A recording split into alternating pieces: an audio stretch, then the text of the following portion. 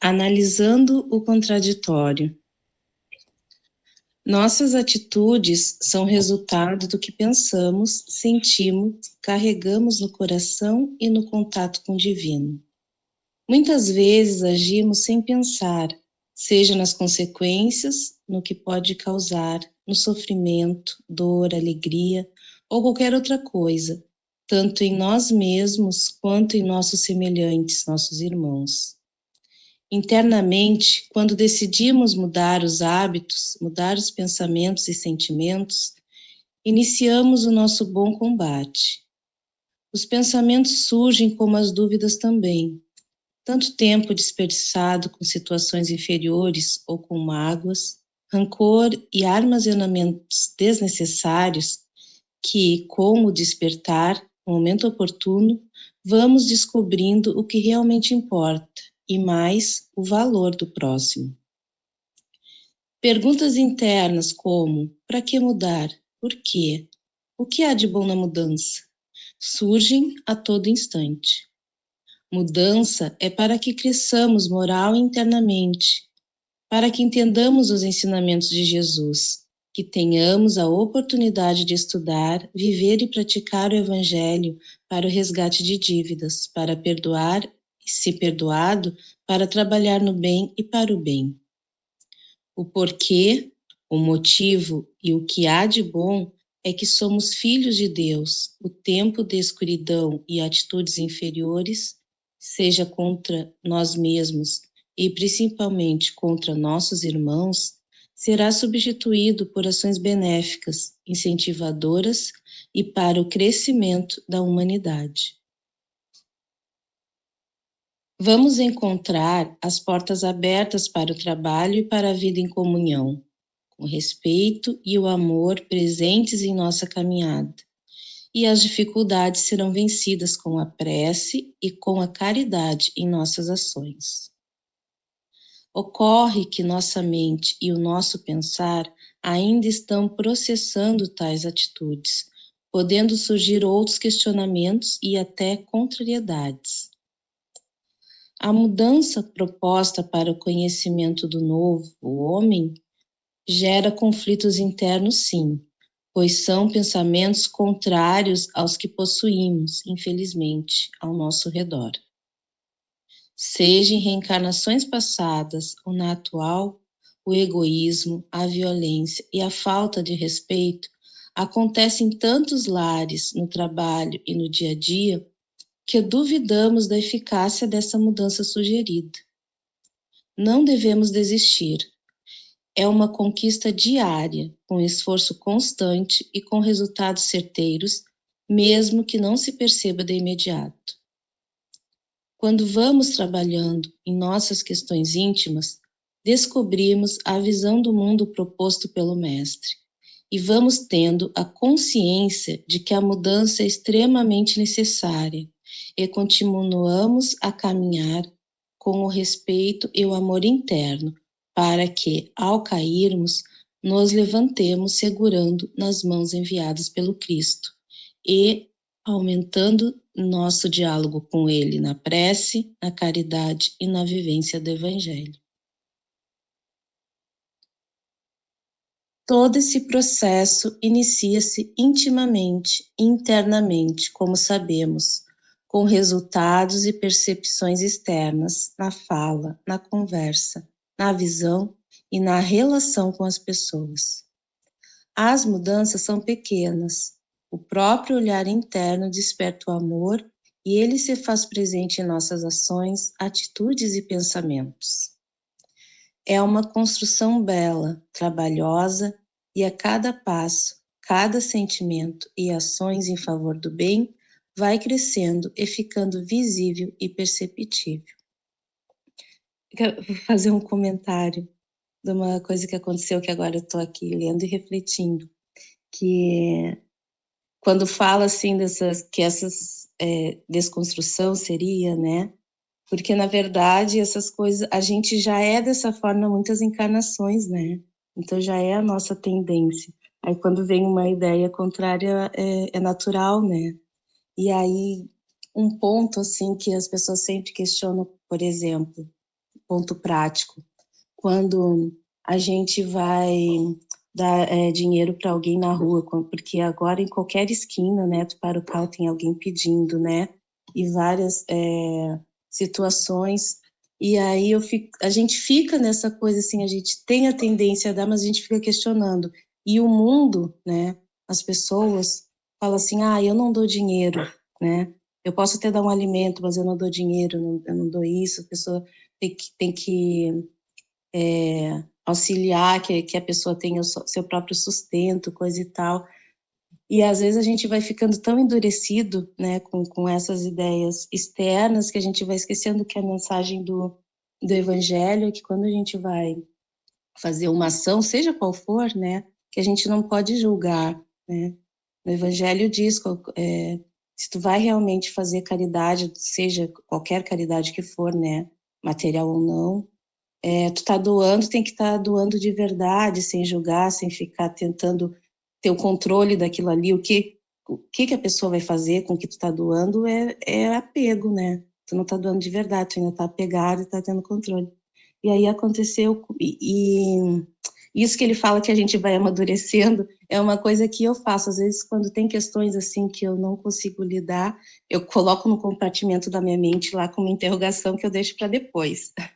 Eu digo, Senhor, ainda não tenho total compreensão, se eu estou errando assim, me perdoe, mas eu deixo para depois, né? Será que eu devo, não devo, não sei. Vou deixando e vou refletindo, né? E aí, semana retrasada, aconteceu assim, eu saí de um exame de manhã cedo, e aí eu sempre volto de Uber, aquele dia eu resolvi voltar a pé. Aí eu estava saindo na frente do hospital, tinha um senhorzinho. Gente, o senhorzinho, assim, ele me disse que tinha recebido alta, e eu acho que tinha uns 40 quilos, ele era muito magrinho, muito fraquinho, não sei o que, ele me pediu ajuda, e eu dei, eu nem pensei, né?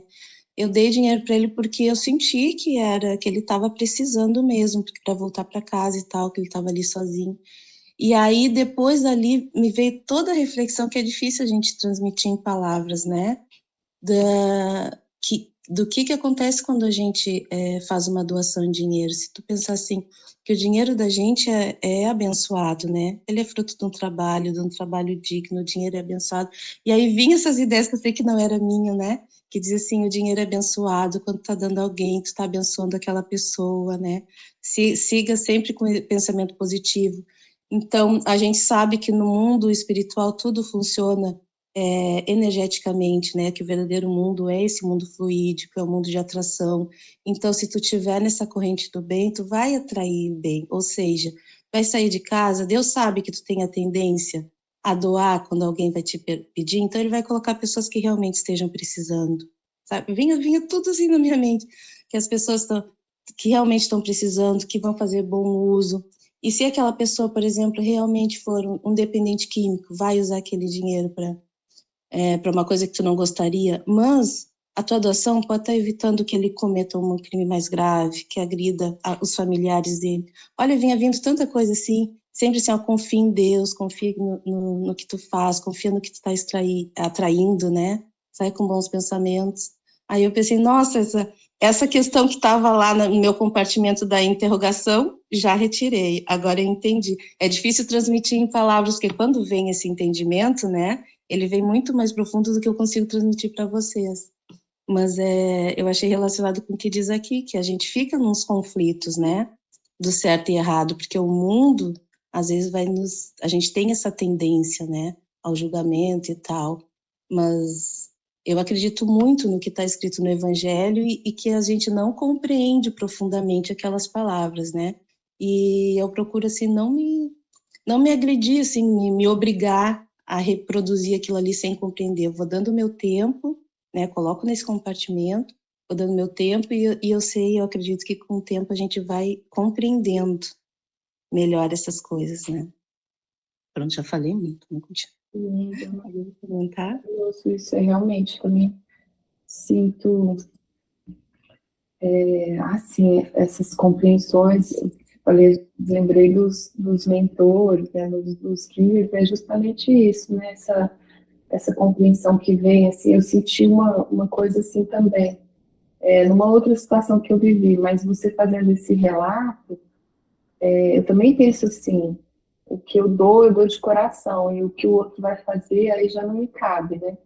E lá eu tive uma experiência também, né, lá na, na praia agora que eu estava, a moça na loja que eu tinha acabado de entrar, ela falou, tem uma senhora pedir, e aí o cara que estava aqui foi tão grosseiro, falou para ela, todo lugar que a gente vai, tem alguém, não sei o quê, aí ela saiu assim, toda triste, tudo, só que ela realmente precisa muito, porque ela, né, sempre vem aqui pedir porque ela não tem condições. Aí só que aí depois o cara saiu e ela voltou na outra pessoa que estava. E aí o outro deu R$ 50 para ela. Disse que ela começou a chorar. Aí eu falei, nossa, esse exemplo é muito pra gente, né? Pra gente, né, respeitar. E você falando isso, nossa, me deu essa lembrança. Já é. Poxa, Cibele, você tirou palavras minhas. Tal como aconteceu com você, acontecia no passado comigo, sabe? E aí a coisa foi andando, andando. Aí eu descobri que comecei a pedir a Deus para tirar as vendas, baixar o véu de íris da discriminação, disso tudo que você acabou de falar aí. Aí eu comecei a observar que as pessoas se aproximavam de mim, que Deus colocava aquelas pessoas no meu caminho. Tudo isso eu fui observando. Aí depois eu fui observando que quando eu me aproximava da pessoa, a pessoa começava a se sentir arrepios. Eu todo arrepiado, de repente começava a chorar. Tudo isso aconteceu. Isso aí não foi assim, no estalar de dedo, não, tá? Foi tudo acontecendo como eu estou com 70 anos, isso começou com 20 anos, eu não queria nem saber de nada. Mas já tinha o espiritismo, os espíritos me orientavam, né? E aí, com o passar do tempo, eu senti que tal como você falou aí, as pessoas vêm, são... antes de ontem, apareceu uma pessoa da minha frente, do nada, sabe, assim, pô, parecia que ele tivesse se materializado. Eu cheguei a ficar de queixo caído quando eu vi aquela situação daquela pessoa, uma coisa incrível. Mas é isso, o caminho é esse, é por aí. E aí, como eu falei, ainda o véu de Ísis não baixou nos meus olhos, tá? Mas toda vez é aquela luta de tirar o olho da discriminação, do julgamento, do preconceito, de querer saber o que vai fazer, não vai fazer, isso ainda está dentro de mim, mas está baixando, cada vez mais está transparente. Eu estou vendo o próximo... Tem aquela oração, essa oração que a gente faz toda matinal, quero ver o mundo com os olhos cheios de amor, ser paciente, compreensivo, manso e prudente, ver além das aparências de teus filhos como tu mesmo os vê,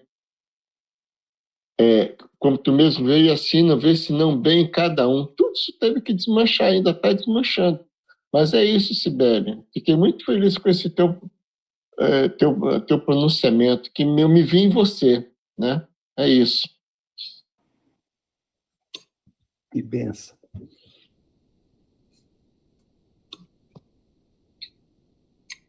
Continuo? Pode continuar. Essa oportunidade, né? Essa oportunidade nos é dada para que entendamos o que é o respeito, o amor e a paciência. Tudo ocorre primeiramente em nosso íntimo. O respeito interno serve como moderador, pois não aprenderemos tudo de uma única vez. Não haverá saltos nem ações especiais. O que há é o estudo, o evangelho, a caridade e a prece. Aprendemos com nossos erros e decepções, acertos e alegrias, a trabalhar os sentimentos contrários, as dúvidas e os questionamentos internos, e vamos nos preparando para a vida em sociedade, para a vida em comunhão.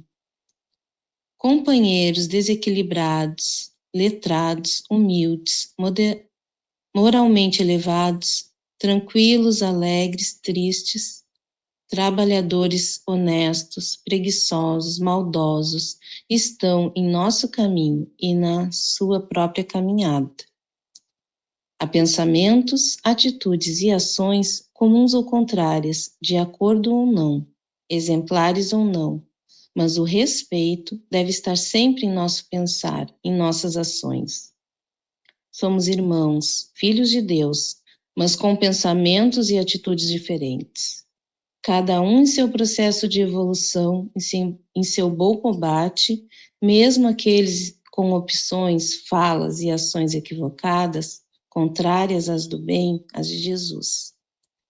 Estes serão despertados no seu momento, não serão esquecidos, tampouco abandonados. O trabalho com respeito e amor cristão permite-nos o entendimento dos pensamentos contrários aos nossos. A humildade será a responsável pela análise de nosso comportamento, das nossas atitudes, e se forem com a prece, vamos dialogar e chegar ao entendimento. Se estivermos errados, ela atuará para que reconheçamos os erros, nos desculpemos e, se necessário, pedirmos perdão pela ofensa.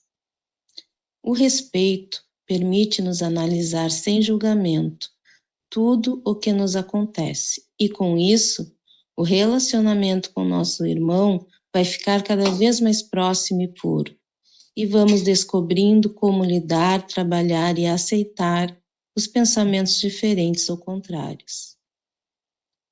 Se os pensamentos forem contrários aos nossos, podemos e devemos observar as diferenças, repetimos, sem nenhum julgamento ou constrangimento, para o entendimento e o caminhar. Se forem contrários aos de Jesus, devemos orar. Orar para que a luz celestial se faça presente, para iluminar o caminho e a mente de nosso irmão. O exemplo a seguir é Jesus Cristo. Ele é o guia perfeito, até na simplicidade que devemos nos espelhar. Em todos os lugares, seja em casa, no trabalho, na vida, haverá pessoas com pensamentos semelhantes, iguais, diferentes ou contrários. O que nos faz equilibrar essa diferença é a prece, o respeito e o amor cristão, iniciando internamente e com reflexos imediatos externamente. Conversa, dialoga, ouve e fala. Não estamos e não vivemos sozinhos. Tem esses 3 pilares e o equilíbrio para o caminhar. Utiliza-os sempre, mesmo quando não achares necessário. A prece, o respeito e o amor cristão. Usa-os, apoia e caminha com eles.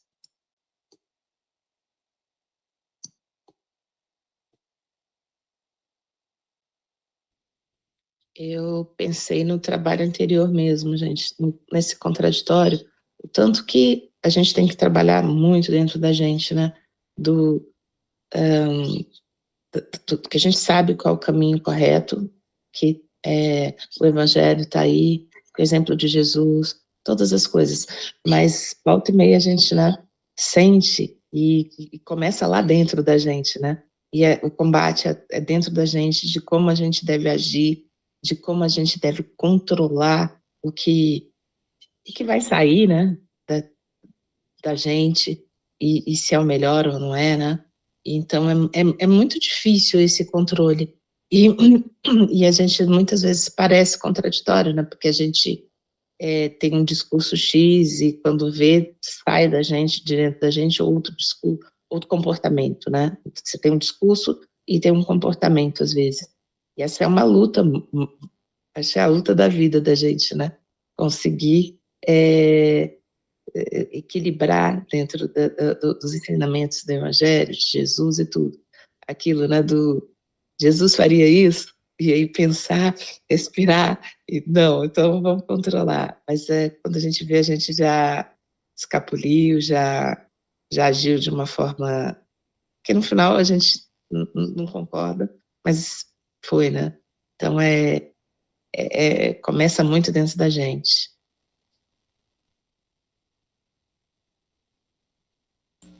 Eu estava pensando, no início ele fala para a gente ir se voltando, né, para dentro da gente, para iniciar que a gente se volte para dentro. Para finalizar também, né, tem um texto, uma frase assim do Yogananda que ele fala isso, que tudo no final vai ser essa volta para dentro da gente mesmo. Então, a gente busca muito questionamento, muito isso, muito aquilo, tem que fazer isso, tem que fazer aquilo. Quando você se volta para dentro de você e acalma, né, as situações elas vão se apresentando assim para a gente mais do que aí a gente vai ouvindo não a nossa mente, né? A gente vai ouvindo o que é realmente importante, vamos dizer assim, é o que realmente nós estamos fazendo aqui. Eu lembrei daquela história do cara que estava pescando, né? E o outro fala, mas você só pesca? E ele fala, eu só pesco, né? E ele fala, por que você não vende peixe? Para quê, né? Para ganhar dinheiro, para isso, você vai ter uma empresa, vai não sei o que, e depois você vai pescar tranquilo. Aí ele fala, mas eu já estou aqui pescando tranquilo, por que eu vou dar essa volta toda, né? E a gente faz isso, né? A gente pode simplesmente estar aqui nesse lugar, né? Tranquilo, né? De meditação, de equilíbrio interno, mas a gente tem que estar o tempo todo questionando, será que é por aqui? Será que é isso? É a mente, né? Como diz o amigo, a mente que mente. Está sempre enganando a gente e a gente vai se perdendo nessa mente, né? E não voltando para esse interno. Fala, querido. Pegando aquele gancho da Cibele, porque aquilo que ela me falou me tocou profundamente, que eu me vi no lugar dela, né? Então, você falou um negócio de pesca, eu só vou falar como o meu mentor espiritual, ele me ajudou muito, me puxou muito pela orelha. Por exemplo, quando apareciam esses molinetes, que era uma coisa que não existia, depois apareceu essa vara de fibra de vidro, eu resolvi comprar. Falei, eu vou pescar. Aí comprei todo o equipamento e fui pescar. Aí eu estava colocando a isca, aí falava assim na minha cabeça, você está se divertindo e um ser está perdendo a vida. Você está se divertindo, produzindo morte, sabe? Era toda hora isso. Sabe quantas vezes eu fui pescar? 3 vezes só. Depois eu tive que dar todo o material, porque toda vez que... E não pesquei nenhum peixe, tá? E todo mundo do lado pegava peixe, e toda vez que eu colocar isca, vinha a palavra assim, pô, você está divertindo em cima da morte, você está matando um ser, e era toda hora isso. E eu parei de... Aí o que acontece com a Cibele? Ela estava andando, aí de repente foi aquela pessoa, olha só como é que ela foi canalizada.